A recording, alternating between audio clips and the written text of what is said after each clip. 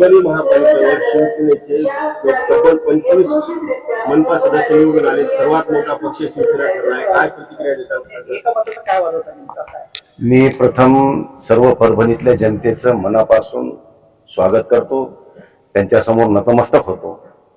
परभणीच्या इतिहासामध्ये महापालिका झाल्यापासून पहिला शिवसेनेचा महापौर होण्याची संधी परभणीकरांनी शिवसेना उद्धव बाळासाहेब ठाकरे पक्षाच्या लोकांना दिली आहे. त्यामुळे त्यांचं मनापासून पहिले अभिनंदन. शेवटी आम्ही सुरुवातीपासून म्हणायचो की परभणी हा शिवसेनेचा बालेकिल्ला आहे, राहील, त्यामुळे कुठलंही दुमत नव्हतं. आणि लोक म्हणायचे मागच्या वेळेस तुमचे 5च होते, आता तुमचे 25 कसे होतील? 5चे 25 व्हायला वेळ लागते का? बघितलं तुम्ही, आता 5चे 25 झाले. त्यामुळं आम्ही ज्या पद्धतीने सगळे लढलो, आम्ही सगळी एक वाक्यता ठेवली, आम्ही सगळे एका विचाराने ह्या ठिकाणी मैदानात उतरलो, त्या दिवशी हा निकाल दृष्टीपथात होता. मी अगोदर सांगितलं होतं की भारतीय जनता पार्टीने 2 आकडे गाठला तरी खूप झालं आणि शिंदे गटाचा खातं उघडायचा प्रश्नच येत नव्हता. तसाच निकाल लागलाय. त्यामुळे काही ठिकाणी आमच्या थोड्या कमी जास्त झाल्यात, तर ते आता निवडणूक आहे, शेवटी कुठेतरी चुकते आणि मागतीचा माणूस हुकते, तर ह्या चुका भरून कुणी भविष्यात काढू. परंतु जी निकाल परभणी महापालिकेत लागलाय तशाच पद्धतीचा निकाल जिल्हा परिषदमध्ये सुद्धा लागेल, त्या दृष्टीने आमची तयारी चालू आहे. हे आपल्याला या निमित्तानं काँग्रेस सोबत आपण आघाडी केली, त्याचा फायदा होताना दिसतोय. काय आघाडी?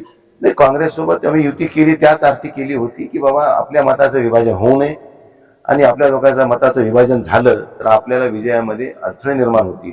आणि आम्ही दोघांनी सामंजस्याने भूमिका घेतली आणि ह्या ठिकाणी आज आमचा महापौर बनतोय काँग्रेस आणि उभाटाचा. त्यामुळे कुठेही मनात शंका कुशंका कोणी असायचं, कारण आता स्पष्ट बहुमत झाले. आता 12 आणि 25 37 झाले, पाहिजे 33. त्यामुळं आणि अपक्षफल आमच्या सोबत येतील हे आम्हाला खात्री आहे. पालकमंत्री व्यंकट ढाळेंचा विषय असा होता की व्यंकट ढाळे हे एका मताने निवडून आले होते, परंतु तो निकाल जाहीर करताना आरो त्या ठिकाणी अडवून ठेवलं. आणि आरोचं म्हणणं असं आलं की आता बॅलेट पेपर मधले काही मतं व्हॅलिड करायचे. मी म्हणलं ज्या अर्थी तुम्ही अगोदर बॅलेट मतं मोजलात आणि त्यानंतर मशीनवरचे मतं मोजायला निघालात, मग तुम्ही जर बॅलेट वरचे मतं मोजलेले झालेले असताना व्हॅलिड इनव्हॅलिड हा विषय अगोदर संपलेला होता. आता क्रिटिकल पोझिशन मध्ये ज्यावेळेस निवडणूक आली आणि आता निकाल एका मतात येऊन ठेपलाय म्हणल्यावर तुम्ही इनव्हॅलिड केलेले मतं पुन्हा व्हॅलिड करण्याचा प्रयत्न करत असाल तर मला ही चूक आहे. तुम्ही निकषाला धरून करा आणि सत्य ते करा. आम्ही तुम्हाला काही आमच्या बाजूने बोला किंवा आमचं काही खरोखटो करा असं म्हणणं नाही आमचं. निवडणूक पारदर्शी झाली पाहिजे. ही लोकशाही जिवंत ठेवायची असेल तर प्रशासनातल्या अधिकाऱ्यांनी सुद्धा व्यवस्थितपणे वागलं पाहिजे.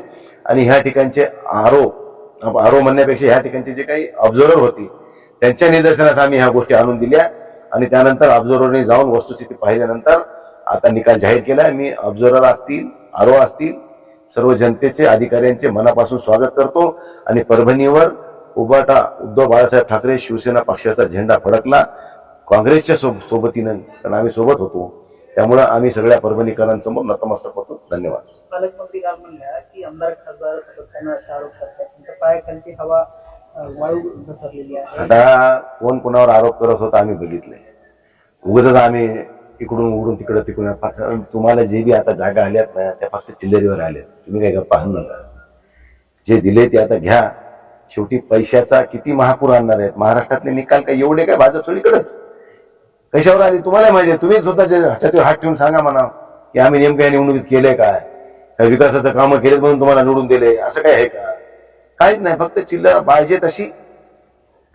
मग आता लोकांना सुद्धा ठरवलं पाहिजे की बाबा पैशालाच मदत द्यायची असतील तर आमच्यासारखे सामान्य कार्यकर्ते एखादा कार्यकर्ता निवडणूक लढवणारच नाही उद्या. त्याचा लढून फायदा होत नसेल तर निवडणूक लढवायची कशाला? परंतु ह्या ठिकाणी विचाराचं ध्रुवीकरण मोठ्या प्रमाणात झालं, पैशाचं झालं. कारण भाजपनं माणसंच 35 उभे केले आणि ते महापौर करायला निघाले होते. म्हणजे हे चंद्राला काहीतरी दाखवल्यासारखं त्यांच्या गप्पा चालू होत्या. ते आम्हाला माहित होतं, सगळं तुम्हालाही माहित होतं. परभणीत भाजपचा महापौर होणं हा शक्य नाही आणि ते होणारही नाही. मुख्यमंत्री फडणवीसांनी प्रचंड घोषणा केल्या होत्या पण तरी परभणीकर ऐकले नाही. अजित पवारांनी घोषणा केली होती दत्तक परभणी घेऊ, पण तरी परभणीकरांनी हे केलं नाही. काय होतं? अजितदादांनी 2दा दत्तक घेतली परभणी, ह्याच्या पूर्वी घेतली. आणि देवेंद्र फडणवीस त्याच घोषणा केल्या ज्या उद्धव ठाकरेंनी मंजूर केल्या होत्या. जे काही अंडरग्राऊंड ड्रेनेज असेल, समांतर पाणी पुरवठा असेल, या ठिकाणचे दोन्ही मेडिकल कॉलेज असतील, या ठिकाणच्या गावातले रस्त्याला स्थगिती दिली होती, उठवलेले ते रस्ते असतील, नाट्यगृह असेल, सायन्स पार्क असेल, ह्या सगळ्या गोष्टी उद्धव साहेबांच्या काळात झाल्यात. वैद्यकीय शिक्षण घेणाऱ्या 70-30-8चा विषय असेल, सगळे उद्धव ठाकरेच्या काळात 17 सप्टेंबर 2021च्या पिरियडमध्ये झालेत. फक्त हे नीती अडवून ठरले आणि आता निवडणुकीच्या तोंडावर रिलीज केले आणि ते दाखवले की आम्हीच केले, असा केविलवाना प्रयत्न भारतीय जनता पार्टीने केलाय. भारतीय जनता पार्टीने खरंच जर विकास या परभणीचा केला असता तर लोक तुमच्या मागे उभे राहिले असते, आमच्या मागे काय जेवायला आले असते लोक. पण तुम्ही केलं नाही. फक्त तुम्ही बोलायचा बोलायचीच कडी, फक्त वेळ काढून न्यायचं आणि दिशाभूल करून आपले मतं झोळी भरायची, हे धंदा भाजपने आजपर्यंत केलाय आणि आता तर पैशाच्या जोरावर चालू आहे. त्यामुळे पैशावर सुद्धा लोक तेवढे भुलले नाहीत त्यांना. परंतु काही ठिकाणी थोडा प्रभाव पडलाय, त्यांना त्या जागा मिळाल्या. आम्ही आधीच म्हणायचो की शिंदेचं खातं खुलत नाही, भाजपला 2 आकड्याच्या वर जाता येत नाही. शेवटचा प्रश्न, जिल्हा परिषदेमध्ये शिवसेना काँग्रेस बरोबर आघाडी करणार आहे का? आम्ही महाविकास आघाडी म्हणून जिल्हा परिषदेला सुद्धा लढणार आहोत. यामध्ये कुठेही मनात कोणाच्या शंका कुशंका असण्याचं कारण नाहीये.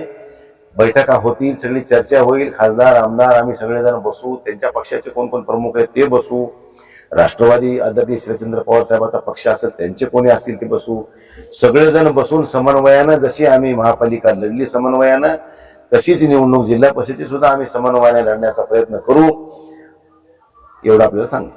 महापालिकेचा, मुंबई महापालिकेचा निर्णय जो निकाल जो लागलाय त्यावर काय प्रतिक्रिया असेल? आता ती सगळी मुस्कडदाबी आहे. तुम्ही बघताय सगळीकडे पैशाचा पाऊस, शासकीय यंत्रणेचा पाऊस. आता बघा, आम्ही इथं खासदार आमदार येऊन इथल्या ऑब्झर्व्हरवर विनंती केली नसती, सगळी वस्तुस्थिती पडताळणी केली नसती, इतके होते त्यांनी निकाल जाहीर करून टाकला असता, आमचा पडला असता, त्यांचा निवडून आला असता.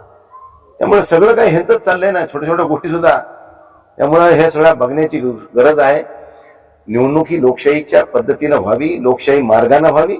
हार जीत ही अपेक्षित असते. मैदानात उतरलाय कुस्ती खेळायला पैलवान, एक जिंकणार एक हारणार हे सत्य आहे. परंतु जिंकायसाठी काही करायचं, कुठल्याही थराला जायचं, यापूर्वी कधी नव्हतं. एवढी भाजपची भूक असेल मला कधी वाटलं नाही. की पहिली वेळेस आम्ही बघतोय की राज्यामध्ये भारतीय जनता पार्टीला देशाची सत्ता असो, राज्याची सत्ता असो, गाव पातळी सत्ता असो, सगळ्या ह्यांनाच पाहिजेत. मग निवडणूक कशाला घेता? आम्ही असे भरले फॉर्म, आम्ही आलो निवडून म्हणून जाहीर करून टाका, संपला विषय. कशाला गरीबाचे कुटुंब उद्ध्वस्त करता? गरीब परिवारातले लोक थोडेसे पैसे आणून इकडून तिकडून निवडणूक लढवायला आहे आणि ते जर पराभूत होणार असेल तर निवडणुका न घेतलेल्या बऱ्या. चल.